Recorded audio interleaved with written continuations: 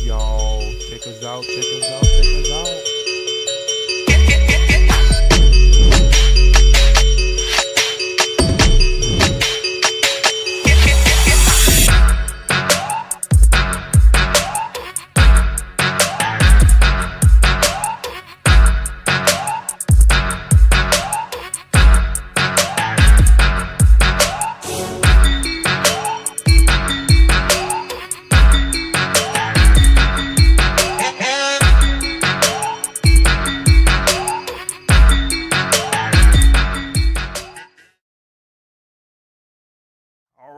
All right.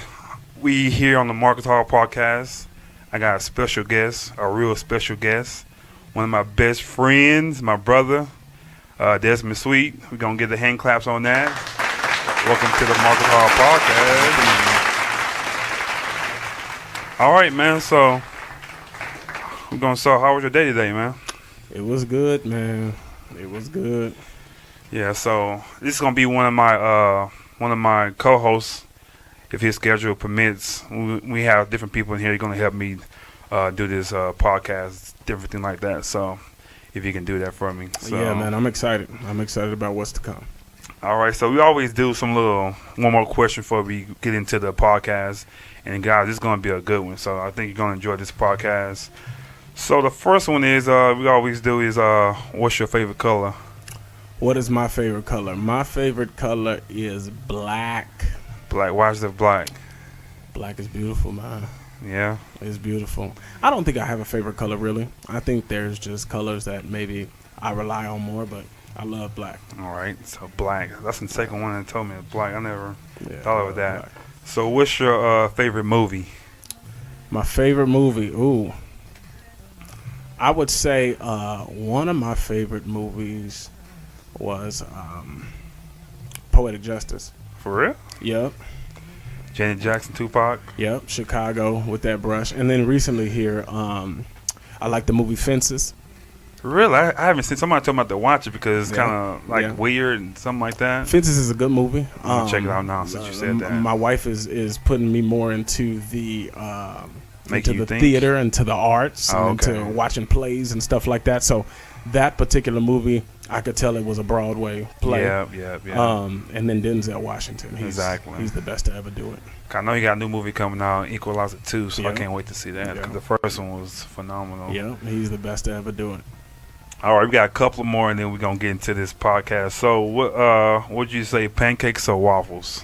Pancakes or waffles, it depends on who's making them. Okay. Yeah. I know some of your guests, because I watch the podcast myself, some of your guests have, varying beliefs on that, pancakes or waffles.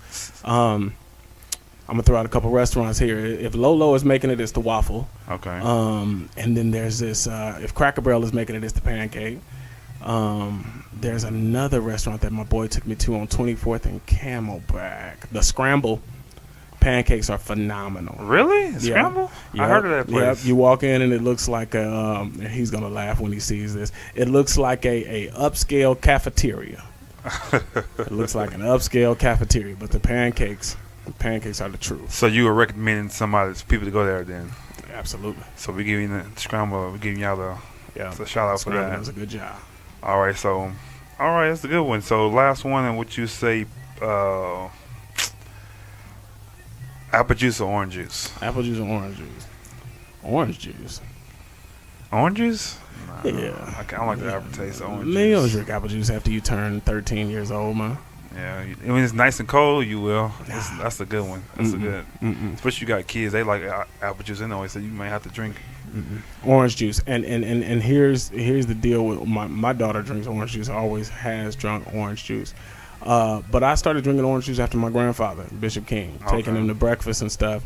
He would always tell me that the orange juice is a pre-meal beverage. Oh, okay. And so he would drink his orange juice, then have his coffee with his breakfast. I'd never seen nothing like that before in my life. Yeah, I thought the coffee would be pre. I don't know. That's a good one. So yes, sir. Orange juice, simply, to be specific. All right then. So y'all might be wondering, like, why are you interviewing Dezi? But we see Dezi lost a lot of weight. If you guys who knows Dezi, so this is gonna be He's gonna be here. He's gonna tell us how it all happened. So we're gonna get down and dirty, raw, yeah. So down to the details. So we're gonna start with, can we ask, like, so how did the weight loss come about? Well, the weight loss come about, man. It's been a journey. So, you know me. Right, you know right. how long I dealt with being morbidly obese. Like, at my highest weight, I was 511 pounds. Wow, I didn't know that. Yeah, so I was morbidly obese. So about 3 years ago, me and my wife decided that we were going to make a commitment to ourselves to get ourselves together and to get our focus on our weight. So we started doing a pescatarian lifestyle. So we stopped eating all the beef and pork and the chicken, and we focused on vegetables and on seafood. Okay. And so even in that, we were pescatarian for, I want to say, about a year and a half. Okay. And I lost about 40 to 50 pounds. Wow.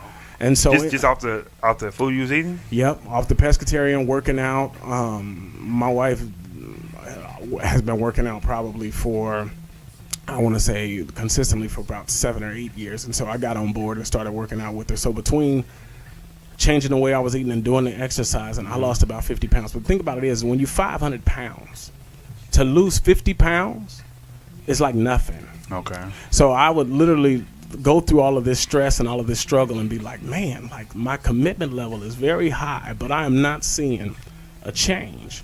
And so it was at that point that I began to look at, continue my search and looking for a weight loss procedure that would be able to help me satisfy my needs. So I would say 9 years ago, back in 2010, I was still working at a Fortune 500 company at a bank at that time. And that's when I originally first started looking into weight loss surgery.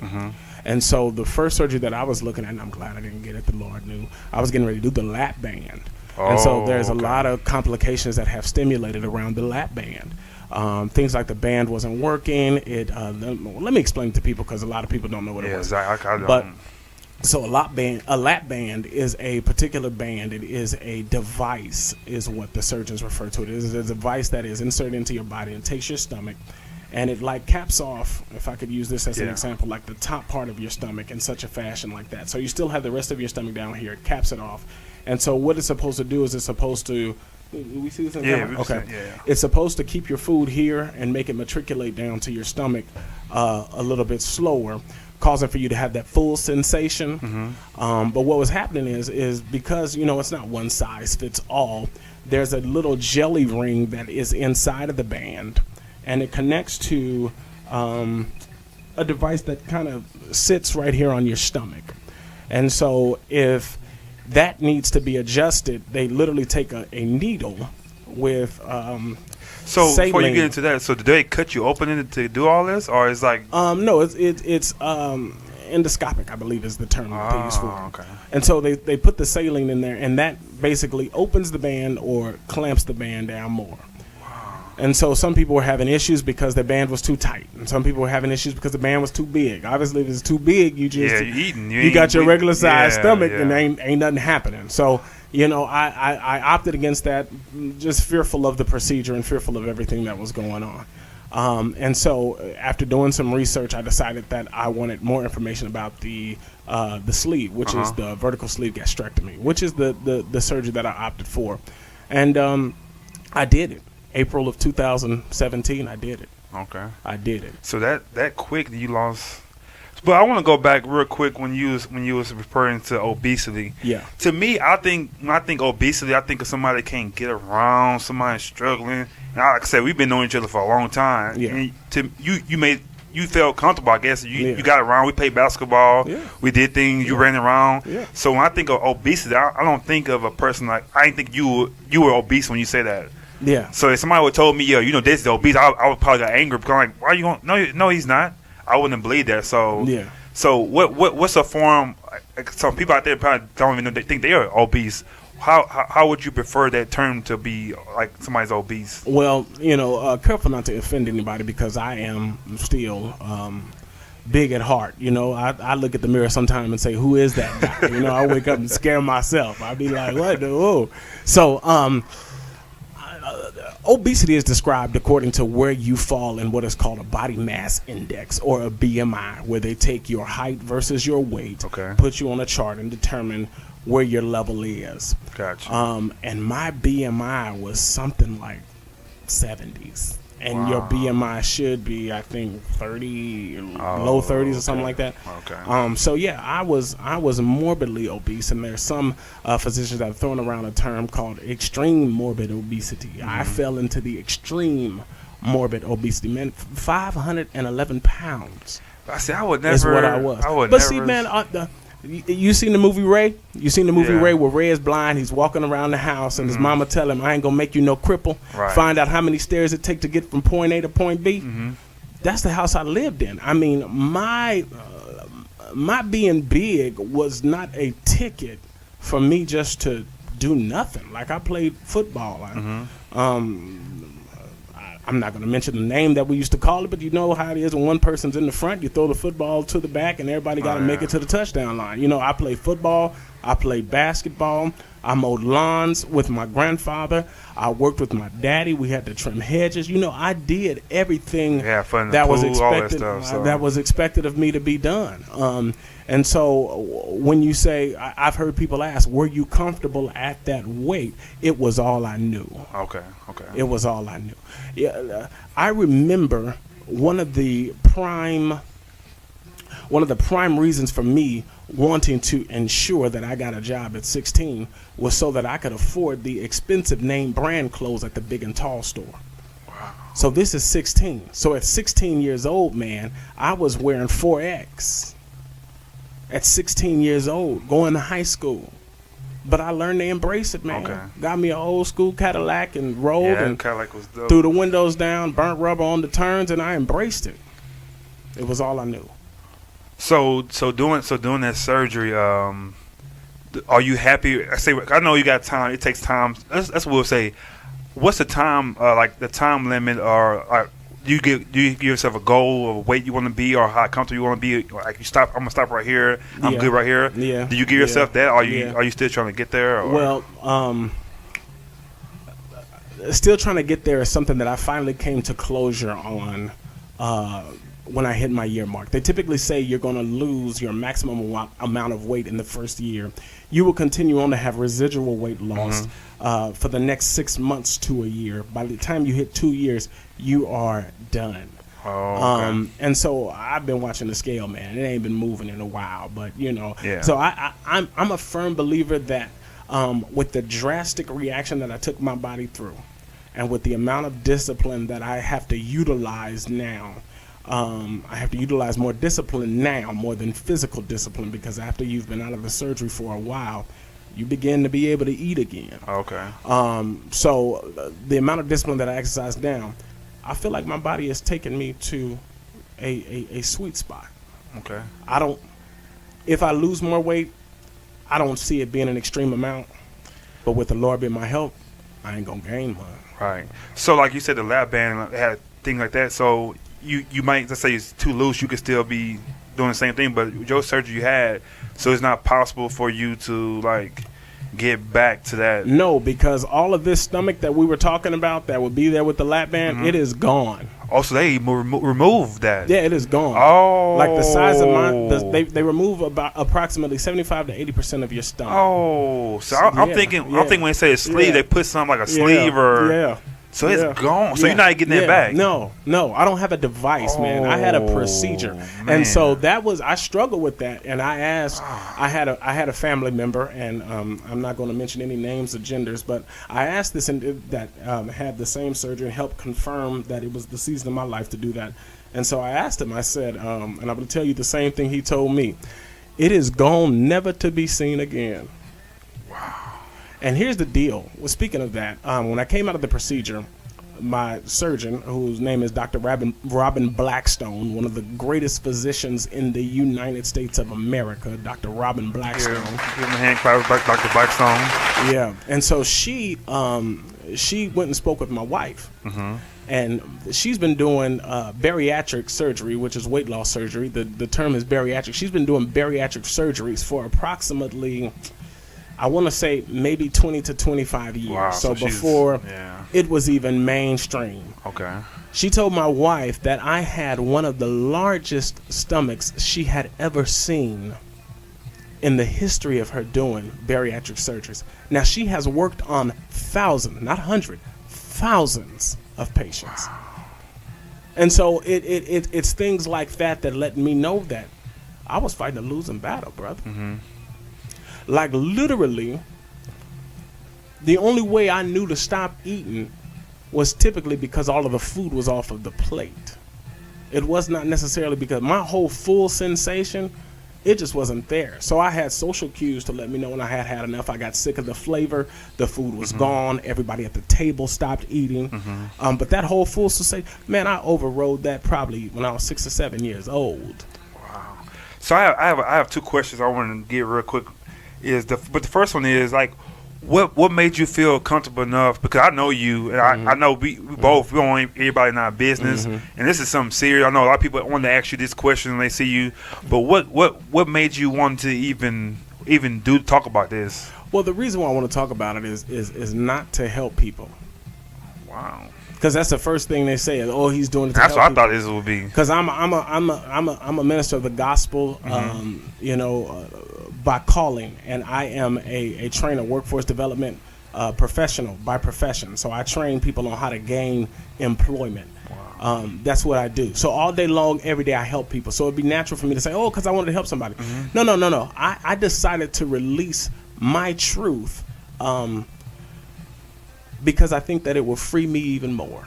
Gotcha. At this season in life, man, I'm at a phase of living life true, within perspective, knowing who I am, knowing what I have to present, knowing what I have to give.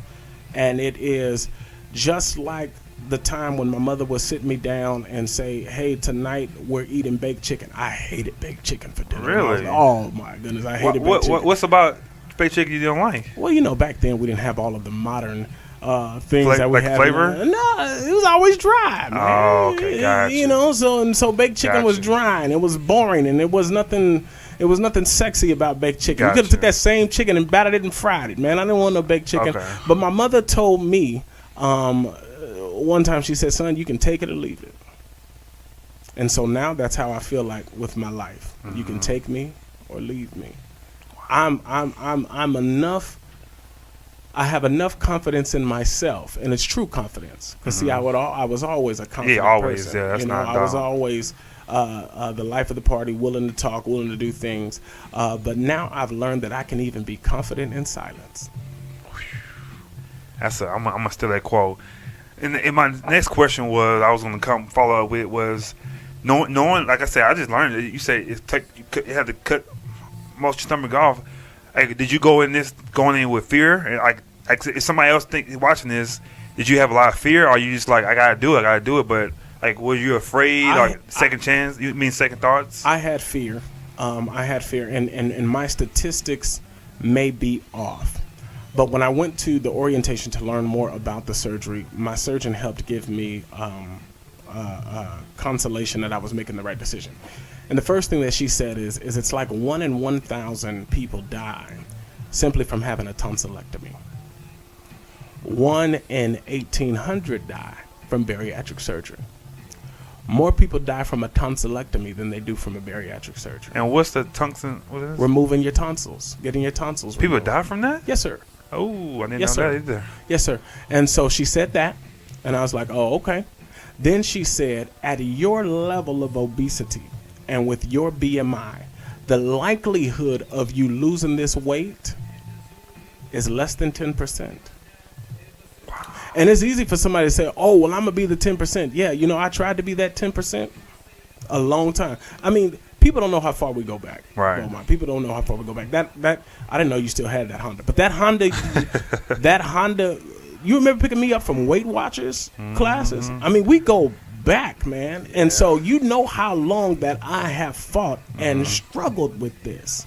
And I think I got comfortable with it. I'm like, he's comfortable. He don't look unhealthy. Like, we know you were big, but I just didn't. In my mind, I didn't think, because you never was like, oh, like you was always upbeat, you was always going. So I'm like, maybe it's just natural. Right. So right. so another question is like people that's kind of like on the heavy side. Can you be heavy and be healthy? Like is it okay, or you have to get that like certain weight? The reality was, it depends on what measuring stick you decide to use. Okay. I'll put it in those terms. On paper, I was healthy. The only thing unhealthy about me was my weight. And I said that to say this. A lot of people feel like, oh, you got to have diabetes. You got to have high blood pressure.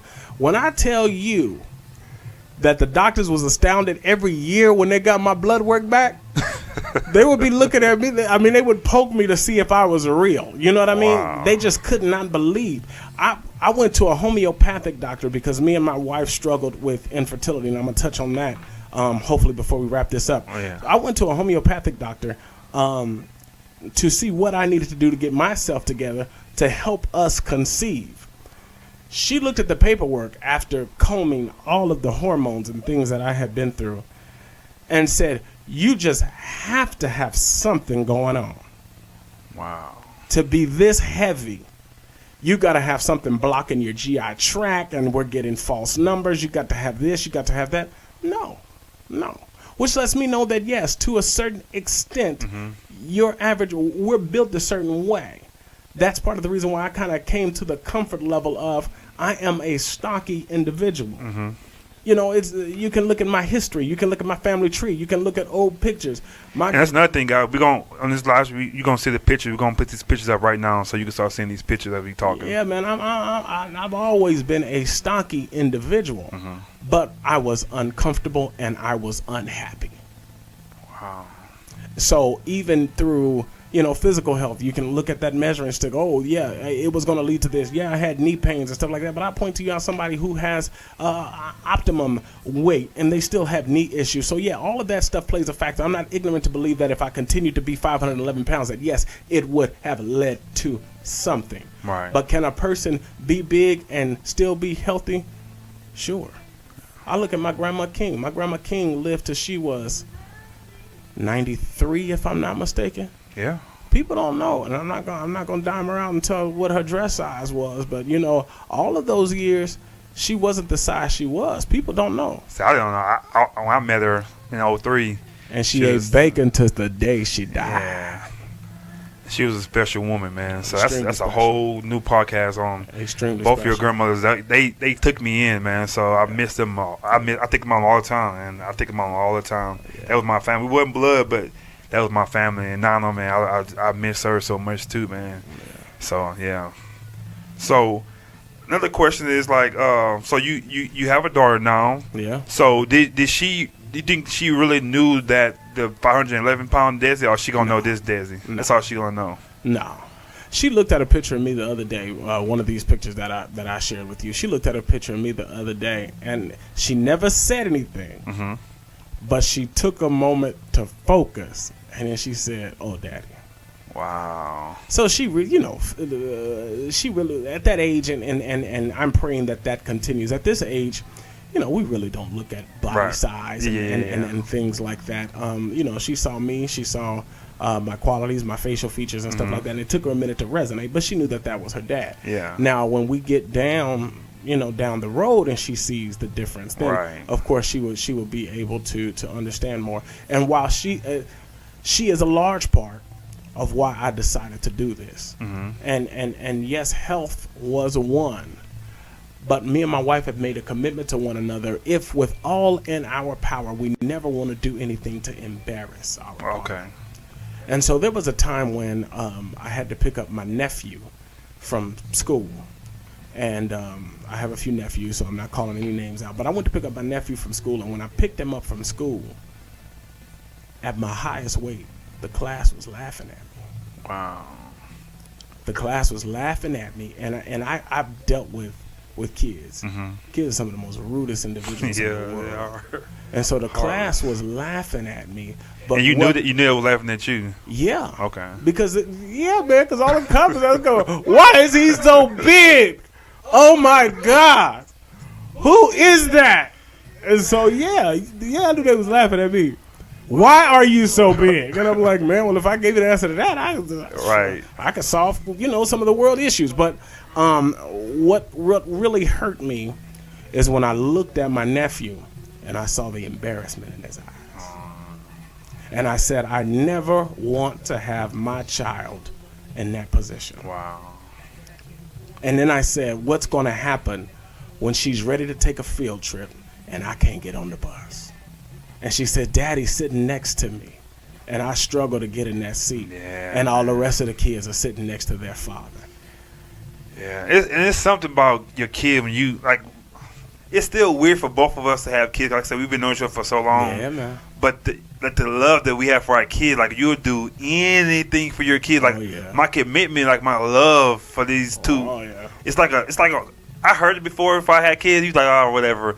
But when you have a kid, man, you would do anything, man. Anything, man. You move heaven and earth. Like, listen, we just got through talking about how this experience that I had on the light rail the other day. Mm-hmm. Yeah, let's talk about that. So I'm going to put this out there, too, because some of you people can be the most judgmental people. There's always been a certain light that is placed on us that uses public transportation. So let me cover that right quick. Part of Arizona, man, everybody has a car. Every restaurant has a parking lot. But there are other places outside of Arizona where people rely on public transportation. Right. So I typically ride the light rail to work and home every day.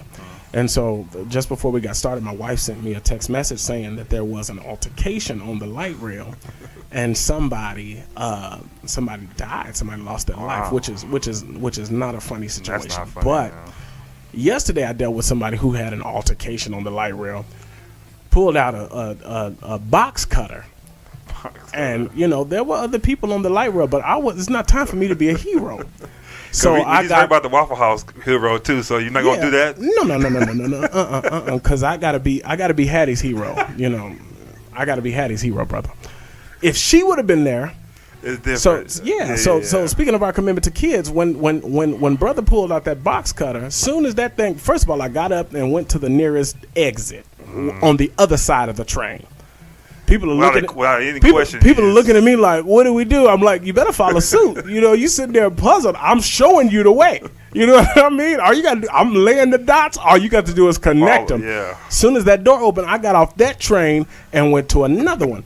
Now, if my daughter was on there, it would have been a different situation. Would you have calmed it down, or I don't know. You were good at talking. That's one thing Dezi good at. I think you could have calmed them down and say, "Hey, man, what y'all doing? This is stupid." I probably could have. Yeah. I probably could have, but I probably would have took the same steps I would have took. But when your kids are involved, I don't know what I would have done. Yeah. I don't know, but I would be willing to do things that would put even my own safety at jeopardy for the sake of my daughter. Right. Yeah. So we're gonna. This is gonna be a great podcast. And say if somebody's watching this and they want to ask questions, would you allow somebody to maybe send you a message or anything, have a question about this? I think you're gonna help a lot of people. And then one of the things I ain't gonna let me know it's cool to ask, and we cut this part out, we keep it in there. Ask me but it's a thing now. People say you guys are cheating. Like I'm glad you brought that up. You didn't do it. You didn't do it the right way, I'm glad you brought that up. But to me, and hearing that, you got half your stomach taken out. I don't want to hear nothing about no cheating.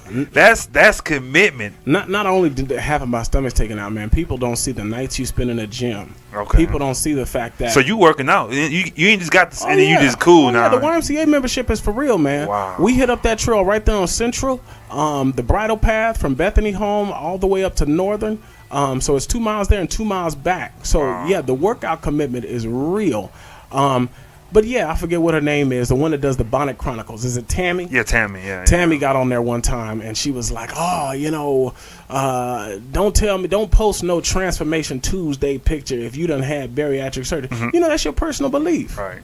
But nobody will understand my struggle and the things that I have been through. Right. And you can say that I'm cheating, all you want to, but at the end of the day, I'm the one got to lay my head down. Exactly. That's all that matters. And so I'm not here to prove that I work harder than you or that I work less than you. But I'm here to prove that this was my path. I was successful. And I'm living my best life on the other side of that surgery. I gotta say, man, you look good, man. I opened the door today. I seen you. I was like, man. I try to. Man, you look good, man. I know you've been saying your wife, but can I say? What, Mika? Yeah. Okay. I don't. Yeah. So you're saying Mika? So what? That's why I want to know what's Mika's thoughts about this whole thing. Like, what's her? Well, first of all, because another thing is because Mika to me she started first. Like she lost a lot of weight. First of all, yeah. Let's go. She stopped eating the 6 cheeses macaroni and the grits and debris. But let's stop there. So Mika has been extremely supportive the whole way. Mm-hmm. And let me set the record straight. In the words of Claire Huxtable, the record straight. Shamika did not have a surgery. Right. Because, a lot of people do a lot of things together. And I'm fine with that. They do couples massage, couples pedicures, and couples bariatric surgery. That's not our testimony. I'm fine with that. That's not our testimony. Got you. That's a good thing because some people probably thought she did too because she lost a lot of weight. Oh, she gets it's a big difference. She gets the looks and the hmms, and so you people thought she did. Yeah. Boom in your face. Yeah. But it's not even that. It's just the fact that people get to talking. Yeah. And that's kind of the reason why I'm here today is because I could be standing in front of a potato chip line, and somebody say, "Can you eat that?" I can't even think your mama can. Wait. So people you don't even know. People that I have never told my story that I've even had weight loss surgery. Wow. Come up to me and start having conversations about what I can eat, what they feel like I can do. Wow, I've even had somebody tell me, now the surgery you had is better because I'm like, first of all, how do you know I had surgery? Now you're going to tell me. You ain't said nothing to him. Man, people are funny. But going back to my wife has supported me every single step of the way. Now here's the deal. It is a high percentage of people who have bariatric surgery who are not able to stay married. Yeah, man. The statistics are out there. It's high. I've heard somebody say 80%, but I don't think it's that high.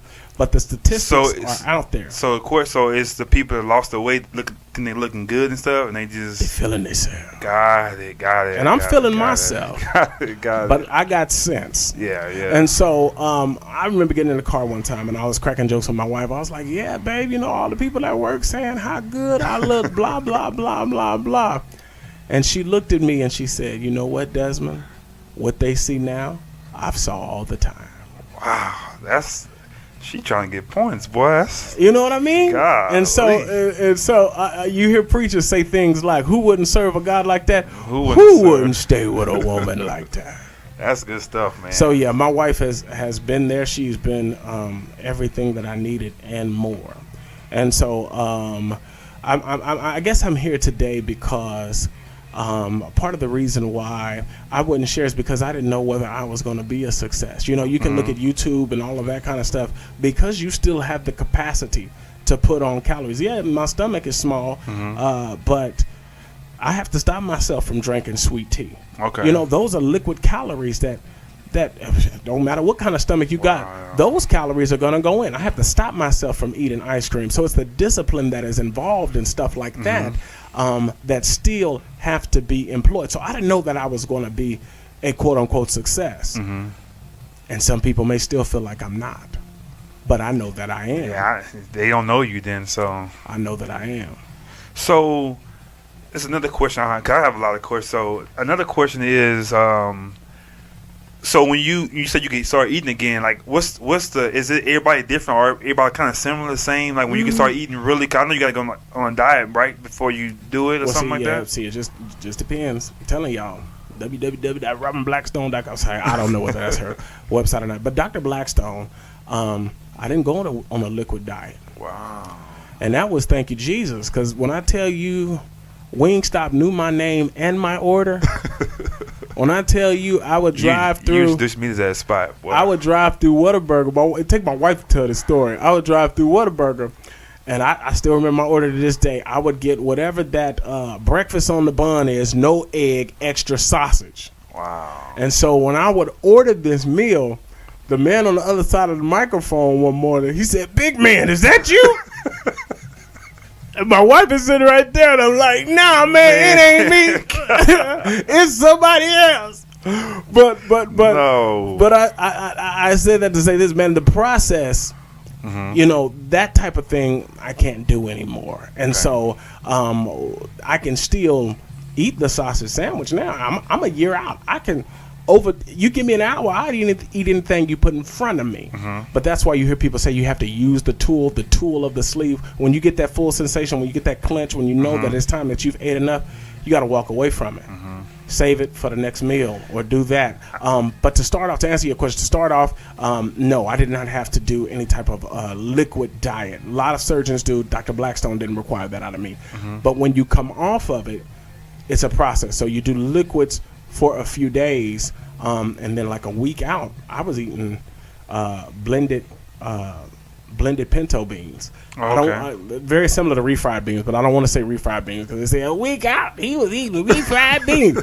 But here's the deal. I had it at my doctor's office. She actually gave us our first meal, and so I ate some blended pinto beans and some blended green beans. Felt like so. Say blended was like a spoon or a straw? No, it was a spoon. Oh, so okay. Yeah. No. You say blended. I'm thinking of is blended. No, it was blender or something. And my doctor is not a proponent for protein shakes. I drink protein shakes because there's a certain amount of protein that I need to get in every day. But she's not a proponent for protein because she feels like it's not sustainable. So it depends on the doctor that you go through. That's man. Yeah. So. Yeah, man. So going back to what I was saying, I'm gonna add this in there. A lot of times in our community, we are afraid to show our true self because of what we feel is the perceived shame behind it. Will you say the black community or just community period? Well, I'm going to touch on the black community because that's the community I'm not OJ. I don't think I belong to another community. Now, I will be sharing this with my professional network. Because a lot of people that I work with want to know about my journey, and they don't know either. Okay. So I will be sharing this with my professional network, but this is specific to the black community. There's always a shame that is associated with some of the most difficult things that we could ever face. It started with my wife and her infertility. She didn't want to even share the fact that she was dealing with infertility because of the shame associated with it. Because she didn't want to be known as the barren woman. It goes back to biblical days. I was about to say biblical days, but now it's still the same. You're known by the things that you face. Or here comes Dezi who had the surgery. I got to the place now to where that really doesn't matter anymore. Okay. I'm looking for my own freedom, step by step. Process by process. There's a shame that's involved. The reason why those men got in a fight on the light rail is because one man continued to ask the other young man, do you know who you are? Do you know who you are? Do you know who you are? And I know what he was trying to do. He was trying to really show the young man who he was in this society, two black men trying to show who he was and what his contribution needs to be to society. And because the young man wasn't answering the questions the way that the older man wanted him to, he told the young man, you should be ashamed of yourself. Wow.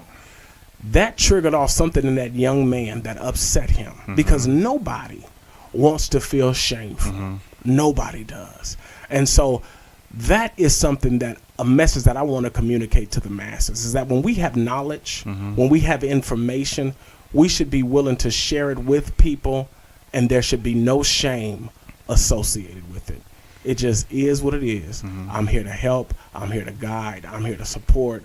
You know, even if it is a believer who is sharing information about the Bible, there is ways that we ought to share information with people who are unbelievers, and there's no shame attached. How many times do young people come to our churches and our services and we make them feel shame? Yeah. How many times can people step into my workforce development classes and because they never wrote a resume in life, I have the ability to make them feel shame? No, that's an opportunity for me to help pull you up. And some of the people, like the older people, they make them feel shame. Some of them, do you think some of them look ignorant? Not trying to use that word badly, but they don't know what they're doing. Like, because, you know, us growing up in the church, you know, if a young lady come in, maybe her whole life wasn't in church, so that's all she knows. And they come in, what are you doing? And make her feel ashamed. Do you think it's ignorance of making them feel like that? Or other people like if you look up different things? If you look up the definition of the word ignorance is typically stimulated around a lack of exposure. Okay.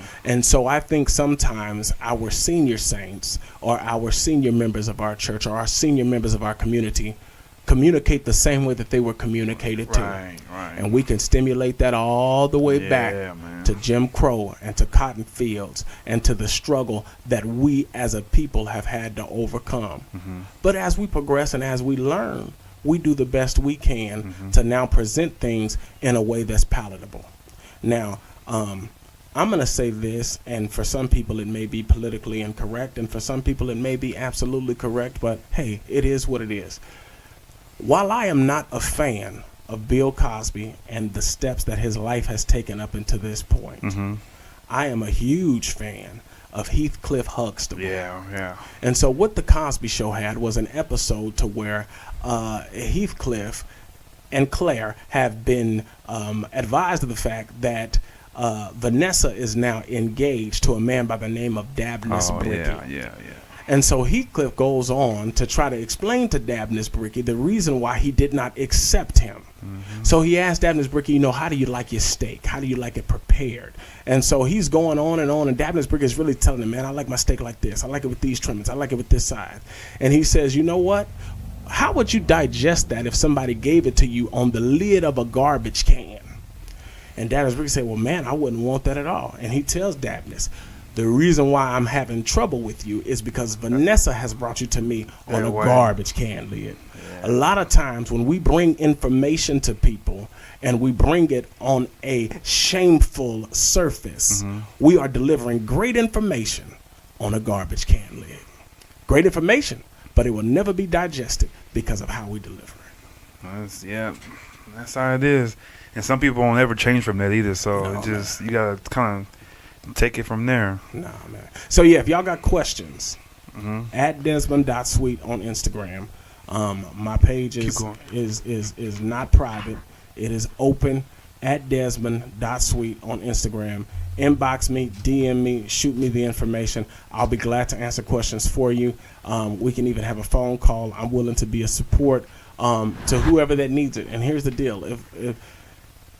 If you want to remain anonymous, do whatever. I'm not going to share your deepest, darkest of secrets because I understand what path you've taken. I understand what road that you're on. But if I can provide support, I will. I think we should do this. I think we should do another podcast about this. Maybe we could do something like, I don't know. We could do something if time permits. We could do something like weekly because I think this is gonna help a lot of people.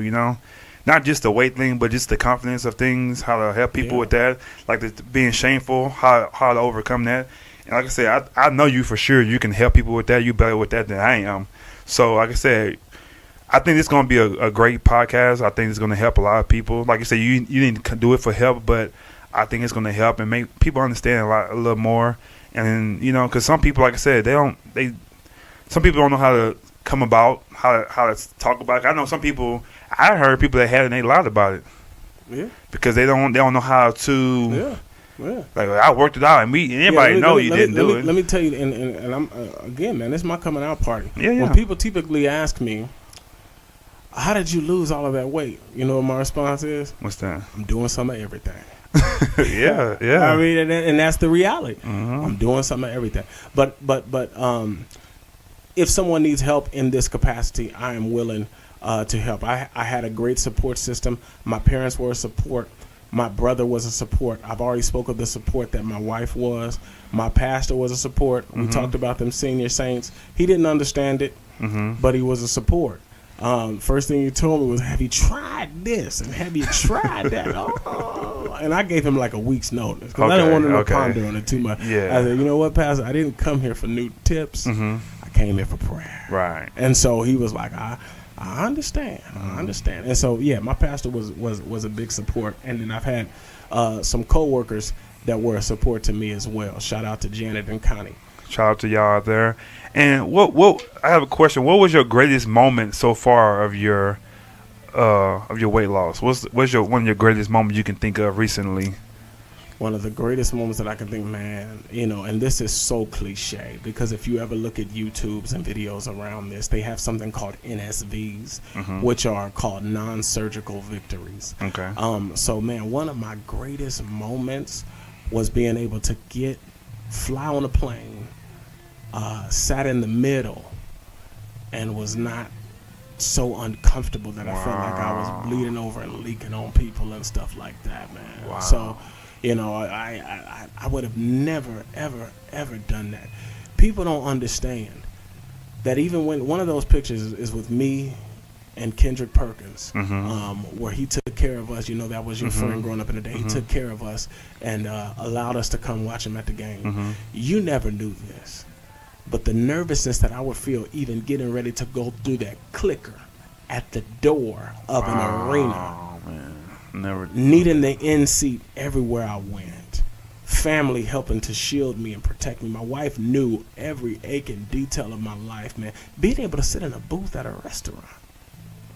Stuff that your average person just thinks. Like I said, I know you. We know each other forever. I never even knew this. Brother, I work for the city of Phoenix, and I remember getting in the vehicle, a city car, so that I could go and travel and do my training one day, and having to go back to the man who ran the motor pool and tell him, you know what, man, I got to get the minivan because the seatbelt doesn't fit. Wow. These things are non-surgical fixes. So greatest moment. I don't remember one greatest moment. But I guess another one of my greatest moments that I'll remember is a few days ago. My daughter pushed me in my stomach and she said, "You big," and I smiled because I did not have the second thought of, man, I am big. Oh, okay. And she's gonna be. This is like another. No, I was able to view my daughter in the light of she's just a 4-year-old pushing on her daddy. Wow. And all daddies is big. Yep.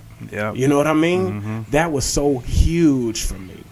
That's and amazing. these things come, man. These things come. And the fact that I can't stop shopping, like I just got to telling somebody the other day that I literally had 30 button-down shirts, and I got convicted about it, man. I took about 25 of them to the Goodwill because it was too much.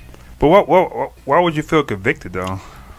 Because I just felt like that it was just my purpose for buying them was not to supply the need of being able to have clothes and look nice. Okay. They were just like 30 shirts just because I had the ability to buy them. And so it was fun while I could. Yeah. And so, but it was just pointless for me to have that many shirts, man. I was spending $100 every 2 weeks on dry cleaning bills with all that stuff. Yikes. It's just too much. It was just absolutely too much.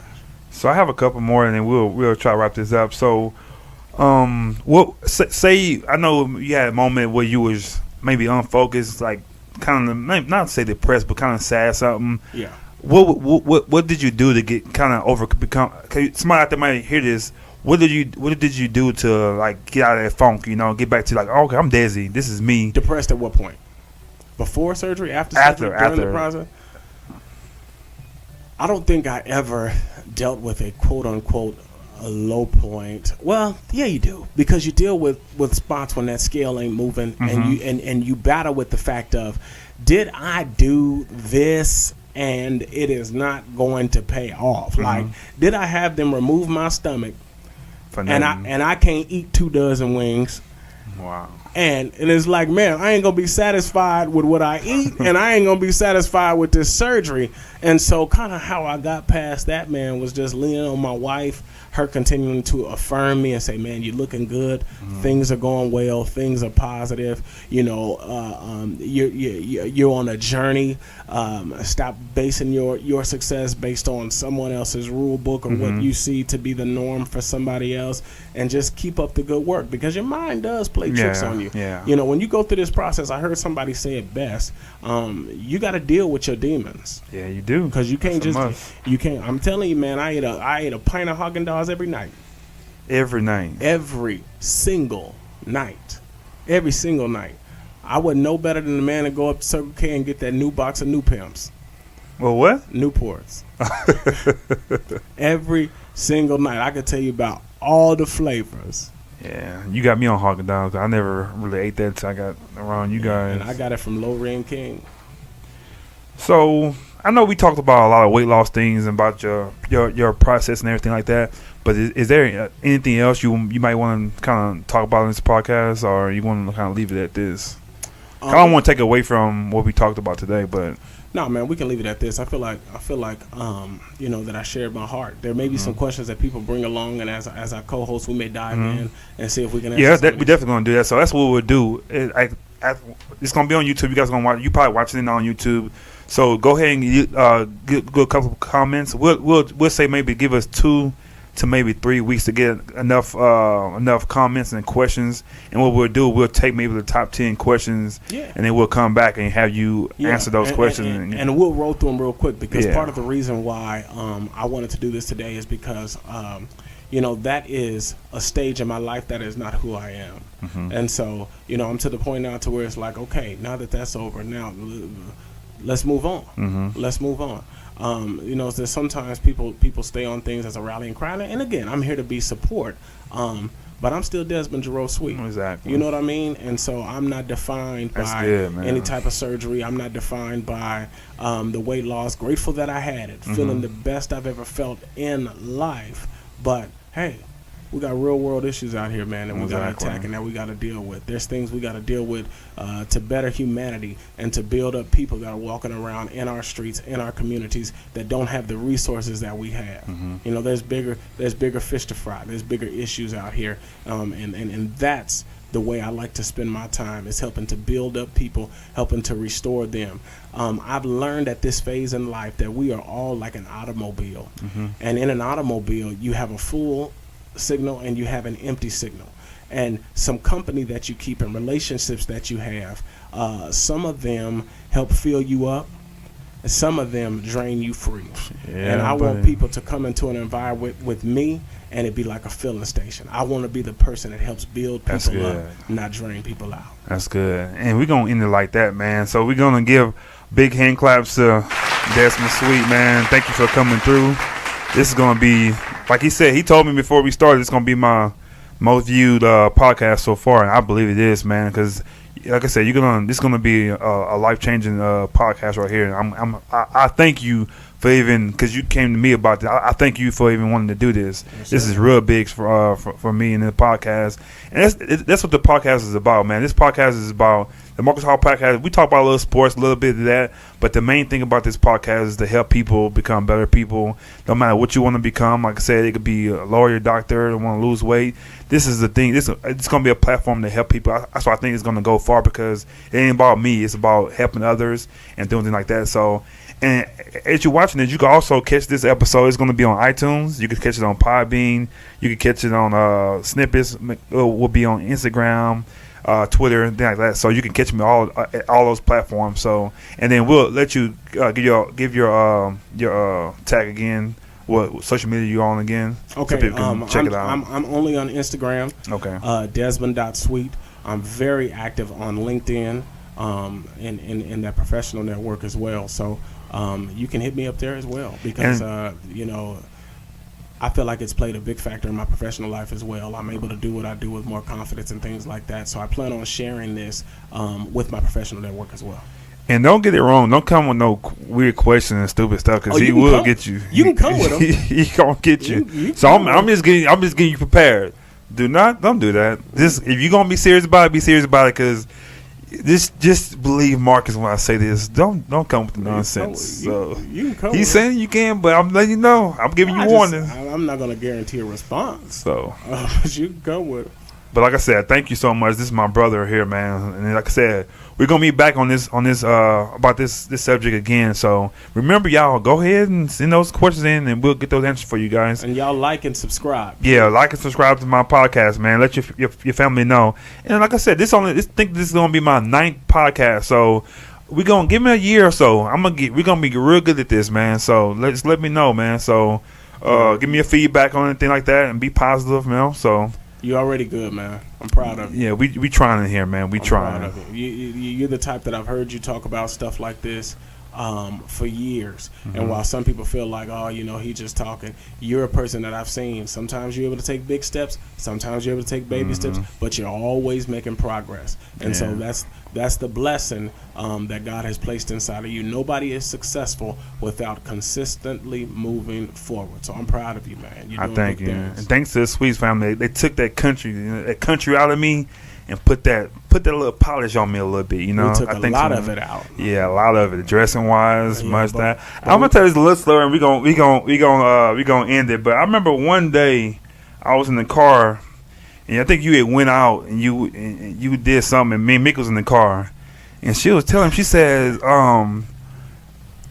your mustache, like, what would be cute? It would be nice. I was single and everything. She said, what would be cute if you kind of like thin it out a little bit? I had a thick mustache, and I'll never forget. She said, go ahead and thin it out. Yeah, go ahead and thin it out a little bit. And I had long hair, y'all. Y'all might not remember. If I find a picture, I'll post it on this thing right here. I'll post it right now. I had a perm. I thought it was nice. I thought it was dope. But Mika and Dezi, whoo, I mean, the laughter. I mean the how they were laughing. I